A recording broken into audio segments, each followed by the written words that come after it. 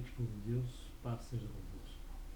Hoje nós vamos falar de um assunto cujo tema é: todo sofrimento tem um propósito. Lá no livro de Romanos, está declarado que sabermos que todas as coisas cooperam para o bem daqueles que amam a Deus. Romanos, capítulo 8, 28. Esse versículo, irmãos, ele declara que Deus tem um propósito em todas as coisas e, portanto, em todo sofrimento. Deus tem também um propósito, sendo confirmado lá pelo livro de Eclesiastes, que diz que há tempo para todo o propósito de Deus debaixo dos céus. Eclesiastes capítulo 3, versículo 1. Isso significa dizer que Deus tem um propósito para cada acontecimento, ou seja, tudo o que acontece na vida de pessoas, num país ou nessa terra, existe um propósito para cada acontecimento. Então nós podemos dizer com toda certeza, sem medo de errar, que Deus tem um propósito mesmo no sofrimento humano. Isso quer dizer que nada acontece em nossa vida por acaso.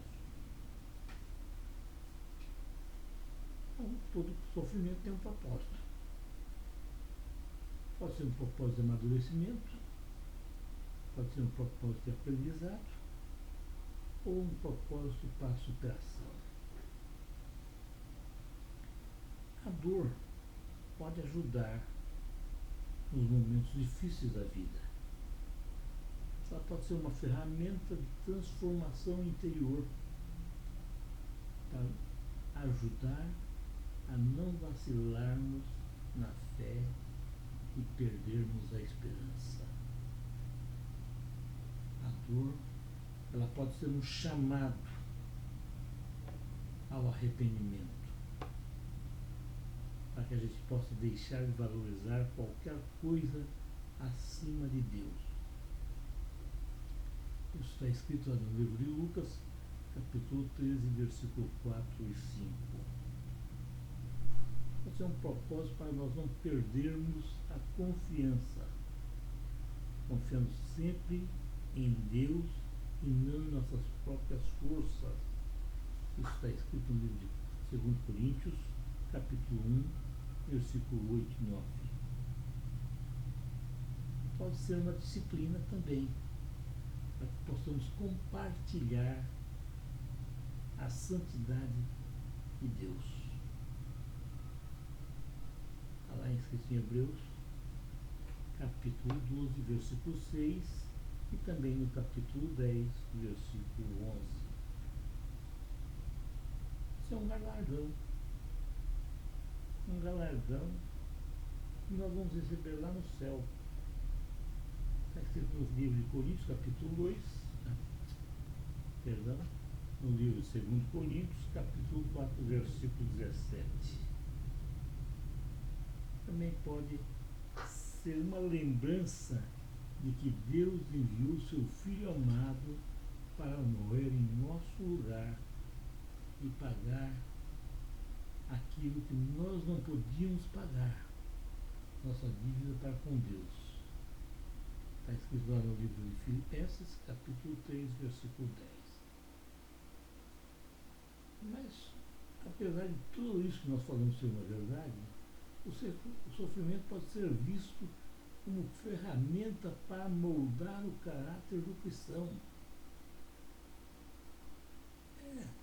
Está escrito lá em Romanos, capítulo 5, versículo 3 e 4. Pode ser um ensinamento ou um treinamento para ser usado em uma situação futura, quando a gente pode confortar pessoas que estão necessitadas de uma palavra amiga. Mas o sofrimento, ele é usado para que o cristão comece a crer mais, crescer na fé, ou a confirmação da nossa fé quando for necessário. O sofrimento pode fazer com que a gente cresça em fé. Também pode confirmar a nossa fé. E uma coisa é certa, o sofrimento é de duração limitada. Você não vai ver sofrendo a vida toda. Aí tem um período da sua vida que você pode sofrer. Mas existe um versículo que diz: mesmo que dure por toda uma noite, a nossa alegria virá pela manhã. Mesmo que ele seja uma dor terrível, o sofrimento ele vai produzir em nós perseverança, que é a mesma coisa que paciência ou persistência. E a perseverança vai produzir em nós experiência. Nós vamos estar mais experientes, porque nós crescemos com o sofrimento, e vai produzir esperança. Sim, ele vai produzir esperança. E permitir que o poder dessa esperança fique cada vez mais claro,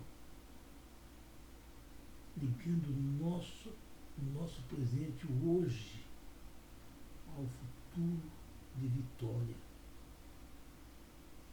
Porque nós somos mais do que vitoriosos em Cristo Jesus. É escrito lá em Romanos, capítulo 8, versículo 18. Então, não se abata com o sofrimento. Faça com que ele gere para você perseverança.